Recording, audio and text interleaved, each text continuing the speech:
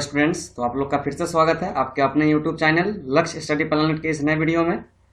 तो आपका जो चैप्टर चल रहा है अभी वो चल रहा है विद्युत विभव एवं संधारित्र। ठीक है, तो ये आपका चैप्टर नेम था जिसमें पिछले वीडियो में हमने बताया था एट एनी पॉइंट पर किस प्रकार हम विद्युत विभव की गणना करेंगे विद्युत द्विध्रुव के बारे में। ठीक है, विद्युत द्विध्रुव के कारण। तो आज की वीडियो में हम पढ़ने वाले हैं द्विध्रुव को घुमाने में किया गया कार्य। अगर आपने पिछला वीडियो नहीं देखा है तो पहले जाकर आप पहले पीछे वाले वीडियो देखें, उसके बाद यहाँ तक आए, आपको फायदा होगा उससे। तो चलिए मैं आपको लेकर चलता हूँ आज के टॉपिक द्विध्रुव को घुमाने में किया गया कार्य का व्यंजक में। ठीक है, तो इसमें आपको क्या करना है कि द्विध्रुव जब अगर कोई साम्य अवस्था में अगर घूमे, यानी विद्युत क्षेत्र समरूप विद्युत क्षेत्र में घूमेगा, तो उसके द्वारा किया गया कार्य कैसे आप निकालेंगे उसके बारे में जानकारी हासिल कीजिएगा इसमें।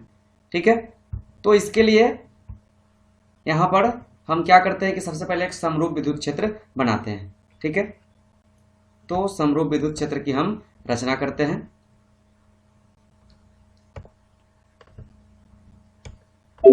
मैंने यहाँ पर लाइन लिया और ये समांतर रेखाएं हम एक दूसरे के सामने बनाएंगे। क्यों? तो आप जानते हैं कि समांतर रेखा जो होती है वह हमेशा समरूप विद्युत क्षेत्र को क्या करती है, निरूपित करती है। इसीलिए हम यहाँ पर समांतर रेखा बना रहे हैं। ठीक है,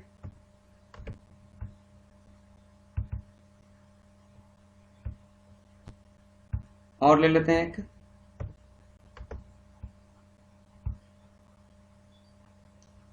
तो इस तरह से आपका समांतर रेखा है।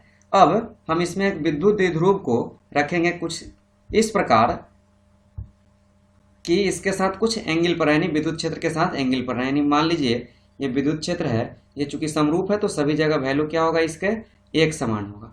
ठीक है, तो इसके वैल्यू अगर एक समान हो तो यहाँ पर वैल्यू अगर एक समान होंगे तो हम वैल्यू को मान लिए कि वो ई के इक्वल है। ठीक है, तो यहाँ पर हम इसका वैल्यू को रखते हैं। इसके वैल्यू को हम मान लिए हैं कि ये कितने के बराबर है, ई के बराबर है। ये विद्युत क्षेत्र की दिशा है ई। विद्युत क्षेत्र सदिश राशि होता है, आपको जानकारी होनी चाहिए। अब चलिए हम क्या करते हैं कि हम एक विद्युत द्विध्रुव लाते हैं इसमें। ठीक है, एक हम विद्युत द्विध्रुव की रचना करते हैं कुछ इस तरह से।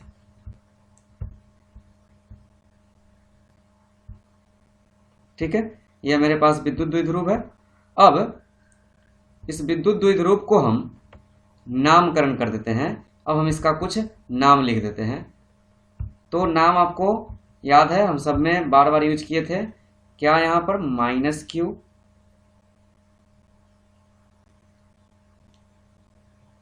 और यहाँ पर हो जाएगा आपका प्लस क्यू। ठीक है, जब हम विद्युत क्षेत्र जब चैप्टर पढ़ रहे थे फर्स्ट चैप्टर, तो वहाँ आपको पता था कि इसके कारण जो होगा, यहाँ पर इसके कारण लगने वाला बल होगा आपका क्यू ई, और इसके कारण लगने वाला बल होगा आपका भी क्यू ई। परिमाण में दोनों सेम लगाएंगे क्योंकि विद्युत द्विध्रुव के परिमाण समान होते हैं। तो क्यू ई बल ऊपर लग रहा है, क्यू ई बल कहाँ लग रहा है, नीचे की ओर लग रहा है। ठीक है, अब हम क्या करते हैं कि यहाँ तक हम निकाल कर, अब यहाँ पर अगर आप ध्यान से देखेंगे तो विद्युत क्षेत्र के साथ कुछ एंगल बना रहा है यहाँ पर डाइपोल मोमेंट। मान लीजिए कि यह एंगल जो है वो है θ1। ठीक है, ये कितना एंगल पर है, θ1 पर। ये विद्युत क्षेत्र रेखा है, ये लाइन, और ये जो लाइन है आपका ये विद्युत द्विध्रुव है। विद्युत द्विध्रुव को हम लोग पी से सूचित करते हैं, इसलिए हम यहाँ पर पी लिख दिया। ठीक है, तो अब चलिए थोड़ा सा इसी सॉल्यूशन को हम कुछ लिखते हैं। अब यहाँ से हम कुछ निकालने का प्रयास करते हैं। सबसे पहले हम फर्स्ट चैप्टर से क्या जानते हैं, तो हम जानते हैं वी नो डैट कि द्विध्रुव को घुमाने में किया गया, घुमाने के लिए बलाघूर्ण क्या होता है, द्विध्रुव को घुमाने के लिए बलाघूर्ण। तो बलाघूर्ण का संकेत क्या होता है, टाउ। टाउ बराबर हम लोगों ने पढ़ा था पीई साइन थीटा। ये फर्स्ट चैप्टर की कहानी है, आपको शायद याद होना चाहिए। ये टाउ से बला घूर्ण को सूचित किए थे और उसको द्विध्रुव को घुमाने के लिए जब हम बला घूर्ण निकाले थे तो वो निकला था मेरा टाउ बराबर पीई साइन थीटा। ठीक है, अब हम क्या करते हैं कि हम घूर्णन गति के लिए किया गया कार्य निकालते हैं, चूंकि डाइपोल मोमेंट यहाँ घूर्णन गति कर रहा है। ठीक है, तो हम अब निकालेंगे यहाँ घूर्णन गति के लिए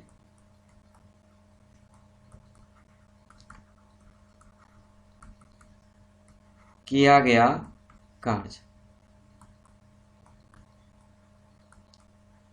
तो घूर्णन गति के लिए किया गया कार्य, तो कार्य का फॉर्मूला क्या होता है, W। तो घूर्णन गति, चूंकि कार्य बराबर होता है बल गुने विस्थापन, तो यहाँ बल के रूप में कौन है, बल, बला घूर्ण भी एक प्रकार का बल है। ठीक है, तो यहाँ पर हम लिख दिए टाउ इंटू बल गुने विस्थापन, विस्थापन यानी दूरी, और यहाँ पर दूरी यहाँ एंगल के रूप में फोर्स इंटू डिस्प्लेसमेंट हो रहा है, तो यहाँ टाउ इंटू थीटा हो गया। ठीक है, घूर्णन गति के लिए किया गया कार्य है ये। अब हम क्या करते हैं कि छोटे से दूरी के लिए निकालते थे, छोटे दूरी के लिए हम लोग डिफरेंशिएट करते थे, इसमें लगा दिए DW, जो बदलने वाला होता है उसी में लगता है। यहाँ टाउ हमेशा फिक्स रहेगा, थीटा बदल सकता है, तो थीटा के लिए क्या होगा, यहाँ पर इसमें डी लग जाएगा, डी थीटा। ठीक है,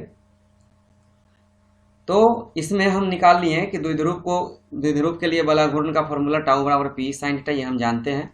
घूर्णन गति के लिए किया गया कार्य क्या होता है, W बराबर टाउ इंटू थीटा। अब इसका डिफरेंशिएशन किए तो W में D लगा दिए, DW, तो इधर थीटा में लग गया D, जो वेरिएबल होता है उसी में लगता है। ठीक है, अब हम क्या करते हैं आगे कि अब हम द्विध्रुव को घुमाएंगे θ1 से θ2 पर। ठीक है, तो पहले आप इतना उतारिए, तब हम आपको बला घूर्ण को घुमाकर दिखा रहे हैं।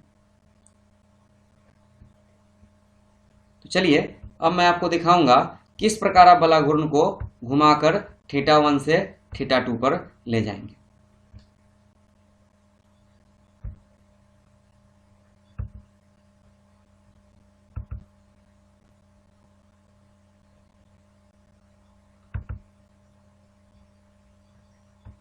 अब इस बला घूर्ण को घुमाना है आपको θ1 से θ2 की ओर।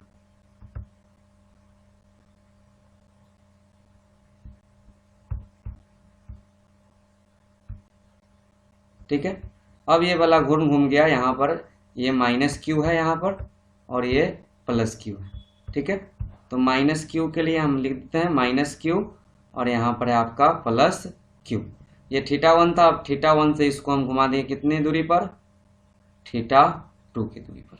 ठीक है, आशा करते हैं आपको यहाँ तक समझ में आया होगा। अब इसी बात को हम लिखेंगे कि यदि द्विध्रुव को θ1 से θ2 घुमाएंगे तब कार्य क्या होगा। ठीक है, तो चलिए अब आगे हम लिख रहे हैं। हम क्या करेंगे, अब द्विध्रुव को यदि, यहाँ लिख रहे हैं, यदि द्विध्रुव को θ1 से θ2 कोण पर घुमाया जाए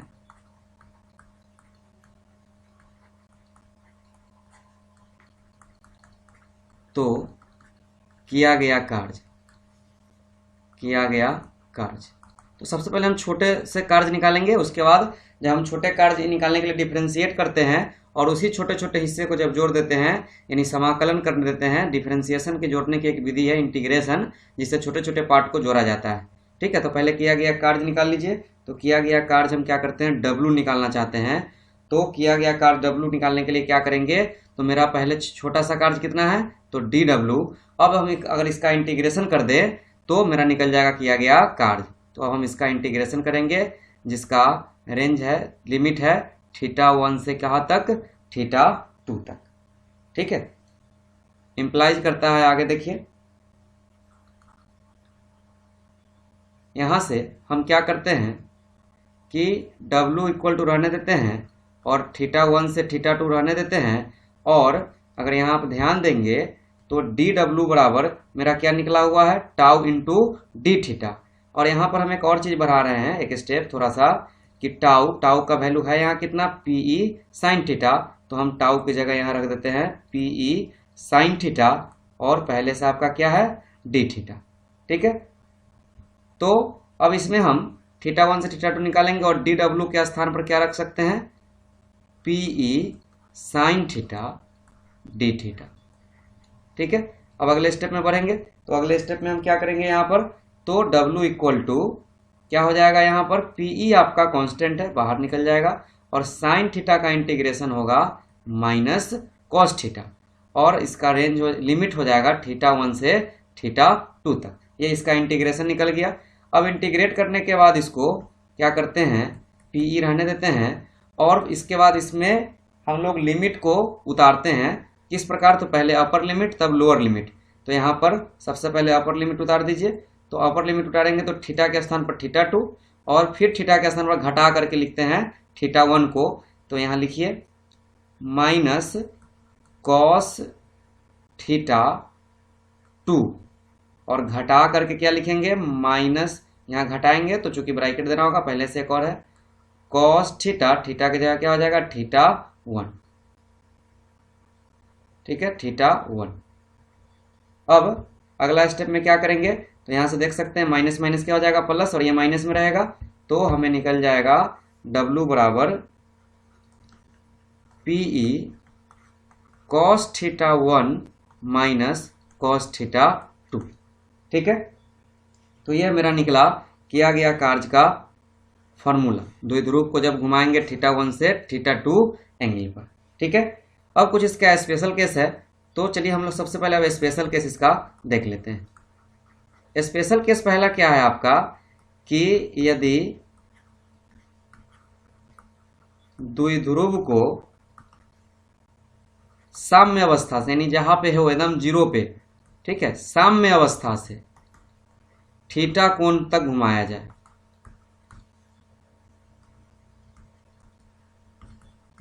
तो अगर हम द्विध्रुव को साम्य अवस्था से थीटा कोण तक घुमाएंगे, तो पहले तो क्या होगा, साम्य अवस्था के लिए थीटा 1, यानी जहां पे एंगल पर है कुछ यहाँ पर द्विध्रुव, ये द्विध्रुव जो है यहाँ विद्युत क्षेत्र के साथ थीटा 1 पर है। साम्य अवस्था कहने का मतलब ये इस तरह से नहीं हो के इस लाइन पर, ये जो लाइन है यहाँ पर, इस कलर का लाइन जो दिख रहा है आपको, ये वाला जो द्विध्रुव का जो लाइन है ये इस पर रहेगा, तब एंगल कितना होगा थीटा 1 का मान 0। तो यहाँ पर यही बातें कहा जा रहा है आपको, ठीक है।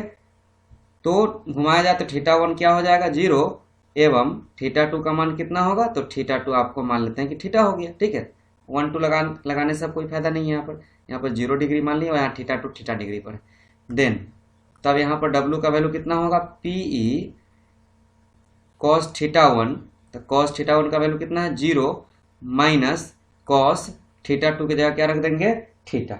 कॉस 0 कितना होता है, तो 1 होता है, तो पीई कॉस 0 का मान 1 माइनस क्या हो जाएगा कॉस थीटा। ये थीटा 1 से थीटा 2 तक घुमाने में किया गया कार्य का सूत्र है, W बराबर PE cos theta, PE 1 minus cos theta. ये ऑब्जेक्टिव में आपको पूछ भी सकता है, ध्यान रखेंगे, ठीक है। तो चलिए वीडियो को पॉज करके उतारिए, तो मैं आपको दूसरे केस में ले चलता हूँ। अब चलिए, अब हम लोग देखेंगे बी में, यानी दूसरे केस में देखेंगे कि यदि द्विध्रुव को साम्य अवस्था से 90 तक घुमाए, ठीक है, यदि द्विध्रुव को साम्य अवस्था से 90 डिग्री तक घुमाया जाए, ठीक है। तो अगर इसे हम 90 डिग्री तक घुमाएंगे साम्य अवस्था, जैसे ही साम्य अवस्था का है, थीटा का मान, थीटा 1 का मान क्या डिग्री 0 डिग्री, एंड यहाँ पर क्या कर रहा है थीटा 2 कितना डिग्री लेना है आपको 90 डिग्री लेना है। देन कार्य W का फॉर्मूला क्या होता है, PE cos theta 1 minus cos theta 2।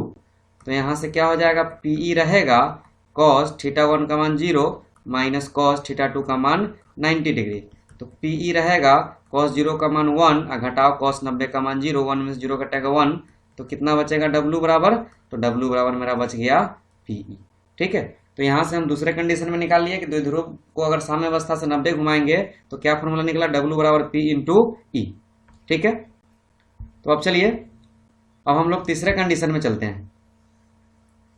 Third condition है आपका, यदि द्विध्रुव को साम्य अवस्था से 180 डिग्री तक घुमाया जाए,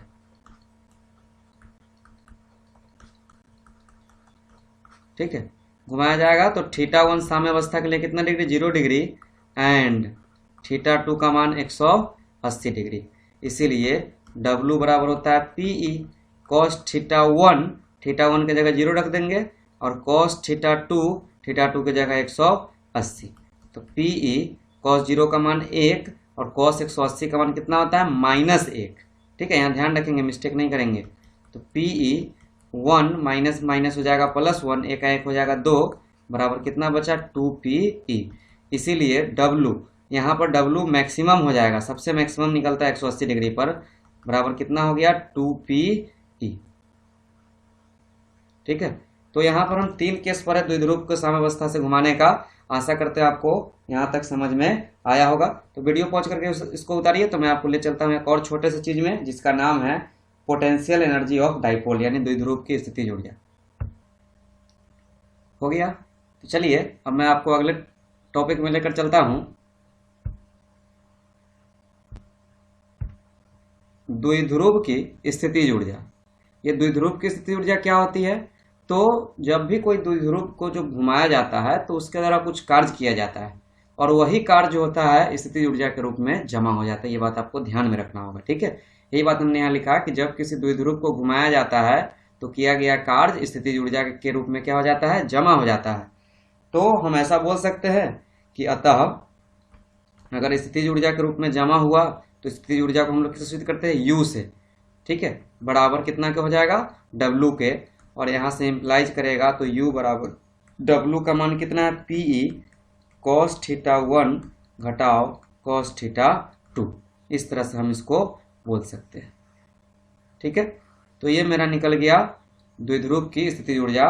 तो एक तरह से हुआ क्या कि आपको डायरेक्ट पूछ सकता है कि द्विध्रुव की स्थितिज ऊर्जा का व्यंजक निकाले, फिर भी आपको यही प्रोसेस करना है जो हम अभी करके आए हैं यहाँ तक, जिसमें आपका ये जो प्रोसेस है ये आपको करना पड़ेगा। द्विध्रुव को घुमाने में किया गया कार्य का व्यंजक, अथवा क्या पूछ सकता है आपसे, द्विध्रुव की स्थितिज ऊर्जा का व्यंजक बताएं। तो यहाँ तक सेम लाएंगे और अंतिम में वो लाइन लिख देंगे, चूंकि स्थितिज ऊर्जा किया गया कार्य के बराबर होता है, U बराबर कितना के W के। तो ये आपको महत्वपूर्ण है, पूछ सकता है आपको प्रश्न, ये बोर्ड की दृष्टि से बहुत ही महत्वपूर्ण है।